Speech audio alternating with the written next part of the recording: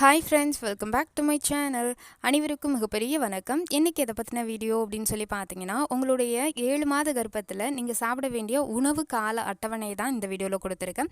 இது நம்ம சேனலில் ப்ரெக்னன்சி மந்த் ஃபுட் சீரீஸ் அப்படின்ற சீரீஸில் நம்ம தொடர்ச்சியாக பார்த்துட்டே வரோம்.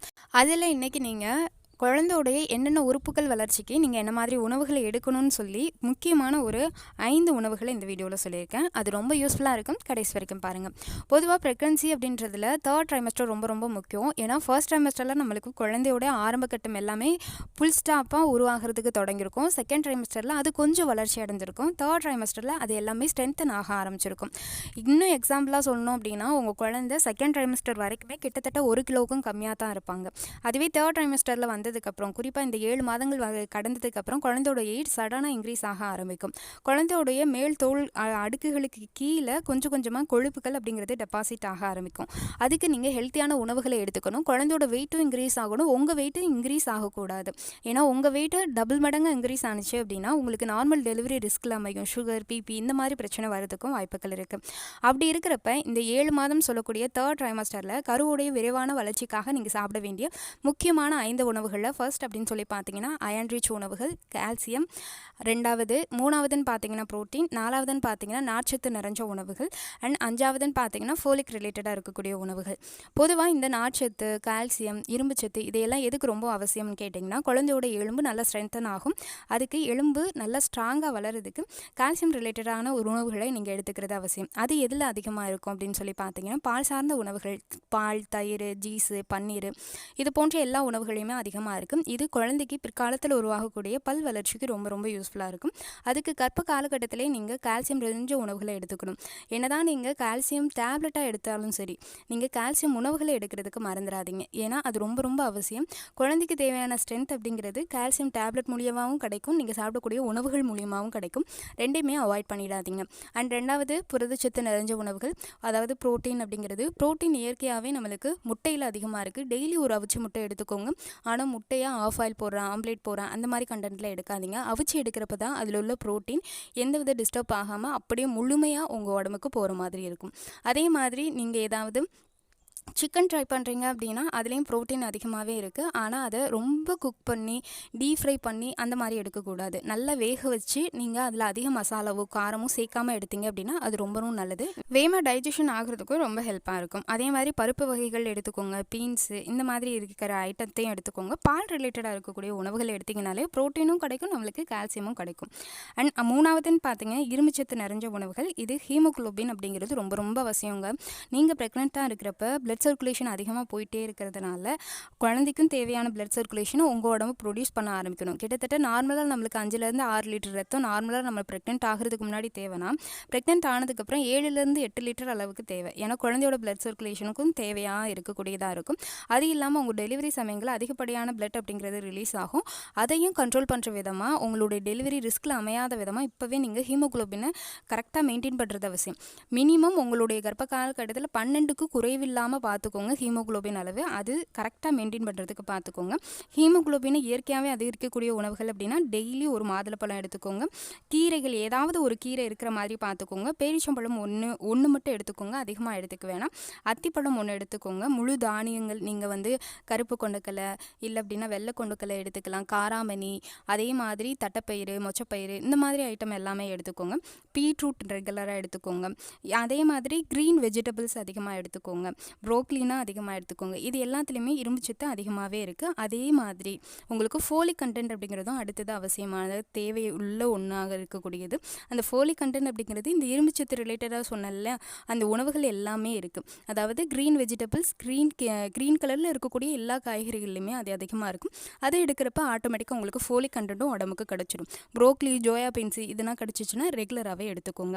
5வது அப்படின்னு சொல்லி பார்த்தீங்கன்னா, குழந்தையோடைய அந்த மேல் அடுக்குகளுக்கு கீழே நம்மளுக்கு கொழுப்பு டெபாசிட் ஆகுதுன்னு நான் சொல்லிட்டேன். அதுக்கு நல்ல கொழுப்பு நிறைஞ்ச உணவுகளை நீங்கள் எடுக்கணும். ஏன்னா கொழுப்புக்கள், நல்ல கொழுப்புக்கள், கெட்ட கொழுப்புக்கள் அப்படின்னு இருக்குது. கெட்ட கொழுப்புக்கள் அப்படிங்கிறது நீங்கள் நார்மலாக சாப்பிடுவீங்கல்ல, இந்த ஜங்க் ஃபுட்ஸு, அதுக்கப்புறம் ரொம்ப டீப் ஃப்ரை பண்ண ஃபுட்ஸு, இதில் எல்லாத்துலேயுமே கெட்ட கொழுப்பு தான் இருக்கும். நல்ல கொழுப்பு அப்படிங்கிறது எண்ணெய் வித்துக்களில் தான் இருக்கும். அது தானியங்களில் இருக்கும். இல்லை அப்படின்னா நட்ஸு, சீட்ஸு இந்த மாதிரி ஐட்டத்தில் தான் உங்களுக்கு நல்ல கொழுப்புக்கள் இருக்கும். அதுக்கு நீங்கள் நட்ஸு டெய்லி எடுத்துக்கோங்க. டெய்லி 4 பாதாம் ஊற வச்சு எடுத்துக்கோங்க. அவக்காடோ பழம் கிடச்சிச்சின்னா நீங்கள் எடுத்துக்கோங்க. எடுத்துக்கோங்க. அது கொழுப்பு நிறைஞ்ச பழம். அது ரொம்ப ரொம்ப நல்லது. கர்ப்ப காலகட்டத்தில அவக்காடோ கிடைச்சிச்சுன்னா தயவு செஞ்சு மிஸ் பண்ணிடாதீங்க. ஸோ அதே மாதிரி நீங்கள் வால்நட் டெய்லி 2 எடுத்துக்கலாம். இது இல்லாமல் சியா சீட் கூட நீங்கள் எடுத்துக்கலாம். ஆளி விதை கிடைச்சா கூட எடுத்துக்கலாம். அண்ட் இது இல்லாமல் நீங்கள் சாப்பிடக்கூடிய எல்லா உணவும் நல்லா டைஜஷன் ஆகணும் அப்படின்னு நினச்சிங்கன்னா நார்ச்சத்து நிறைஞ்ச உணவுகள், அதை தான் ஃபைபர் அப்படின்னு சொல்லுவாங்க. அந்த ஃபைபர் எதில் அதிகமாக இருக்குது அப்படின்னு சொல்லி கேட்டிங்கன்னா ஓட்ஸில் இருக்கும். தானிய வகைகள் நான் ஏற்கனவே சொன்னேன் இல்லையா, அந்த கருப்பு சுண்டல், அந்த தானிய வகைகள் எல்லாம் இருக்கும். காய்கறிகளில் இருக்கும், பழங்களில் இருக்கும். பழங்கள் பொறுத்த வரைக்கும் எப்போவுமே வாயால் கடித்து சாப்பிட்றதுக்கு முயற்சி பண்ணுங்கள். பழங்களை நான் ஜூஸ் போட்டு தான் எடுப்பேன்னு சொல்லி அதில் அதிகமான ஐஸ் க்யூப்ஸு, சர்க்கரை இந்த மாதிரி ஐட்டம்லாம் சேர்த்து எடுத்திங்கன்னா நோ யூஸ். நீங்கள் அதை சாப்பிட்றதுக்கு சாப்பிடாமே எடுக்கலாம். அதை விட நீங்கள் பழங்களாக நீங்கள் இது பண்ணுறப்ப நிறைய பேர் அதை ஃபில்ட்ரு பண்ணி தான் எடுப்பீங்க. ஃபில்ட்ரு பண்ணிங்கனாலே அதில் இருக்கக்கூடிய ஃபைபர் எல்லாமே போயிடும். அதுக்கு நீங்கள் ஃபைபரும் நம்ம உடம்புக்கு தேவைன்னா நல்லா கடித்து சாப்பிடுங்க. அதுதான் ரொம்ப ரொம்ப நல்லது. நீங்கள் லெமனு அந்த மாதிரி சில ஜூஸ் போடுற பழங்கள்லேயும் சில இது இருக்கும். அதை மட்டும் நீங்கள் ஜூஸ் போட்டு சாப்பிட்றதுக்கு பாருங்கள்.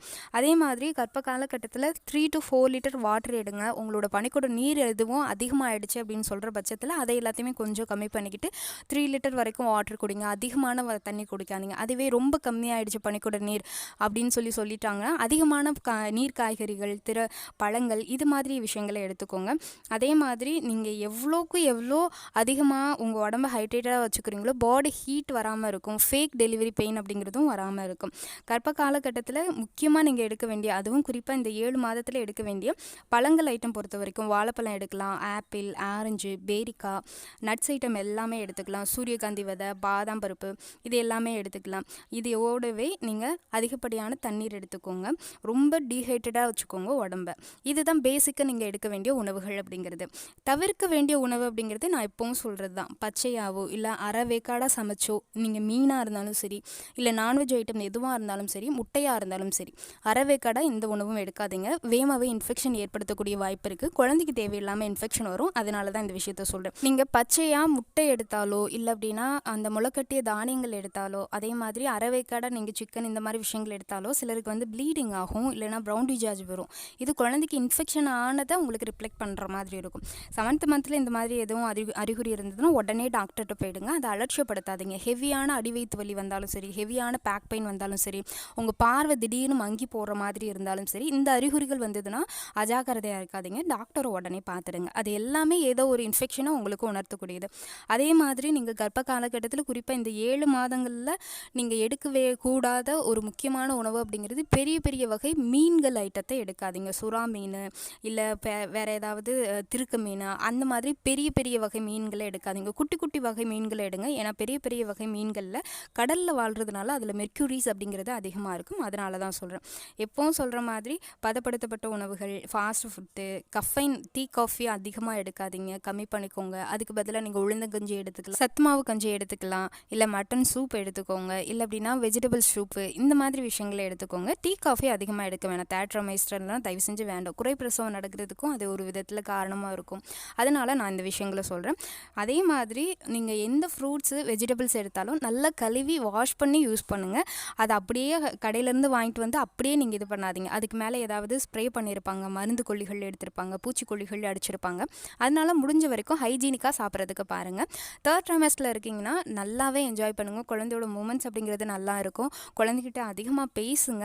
முடிஞ்ச வரைக்கும் நல்லா வாக்கிங் போங்க. நீங்கள் எந்த எக்ஸசைஸ் பண்ணலைனாலும் சரி, வாக்கிங் அப்படிங்கிறத ரெகுலராக வச்சுக்கோங்க. 3rd ட்ரைமஸ்டர்லேருந்து கிட்டத்தட்ட 3/4 மணி நேரம் வரைக்கும் நீங்கள் டெய்லி வாக்கிங் அப்படிங்கிறது போகலாம். இது நார்மல் டெலிவரிக்கு ரொம்ப ரொம்ப ரொம்ப ஹெல்ப்பாக இருக்கும். இது 100% ப்ரூவ் பண்ணக்கூடிய ஒரு விஷயம் அப்படிங்கிறது. தொடர்ச்சியாக இது மாதிரியான அப்டேட்க்கு நம்ம சேனலை ஃபாலோ பண்ணிக்கோங்க. கண்டிப்பாக இந்த வீடியோ பலருக்கும் பயனுள்ளதாக இருக்கும்னு நினைக்கிறேன். இந்த வீடியோவுக்கு கீழே டெலிவரி பெயின்னு ஒரு டைட்டில் கொடுத்துருக்கேன். நீங்கள் 3rd ட்ரைமஸ்டரில் என்ட்ரி ஆகிட்டிங்கனாலே கண்டிப்பாக அந்த டெலிவரி பெயின்ற டைட்டிலை பாருங்கள். அதில் நார்மல் டெலிவரி ஆகிறதுக்கான டிப்ஸு, குழந்தை இன்னும் திரும்பலை அப்படின்னா திரும்புறதுக்கு என்ன பண்ணணும், அதே மாதிரி திரும்பிடுச்சு அப்படின்றத உணர்த்தக்கூடிய அறிகுறிகள், இது மாதிரியான நிறைய விஷயங்கள், நார்மல் டெலிவரி ஆகிறதுக்கான ஃபுட் என்ன இருக்குது, எக்ஸசைஸ் என்ன இருக்குன்னு டீட்டெயில் இன்ஃபர்மேஷன் கொடுத்துருக்கேன். மறக்காமல் பாருங்கள். பயனுள்ள தகவல்கள் உங்களுக்கு கிடைக்கும். எல்லாருக்கும் எல்லாமும் கிடைக்கிறவன்ட்டு வேண்டிக்கிறேன். வீடியோவுக்கு மறக்காமல் ஒரு லைக் பண்ணிவிடுங்க.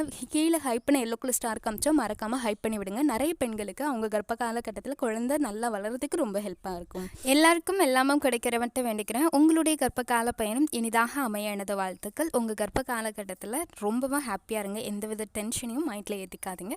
குழந்தைய மட்டும் நினைங்க, எல்லா ஹாப்பினஸும் உங்களை தேடி வரும். இந்த வீடியோ பார்த்தமைக்காக அனைவருக்கும் மிக்க நன்றி.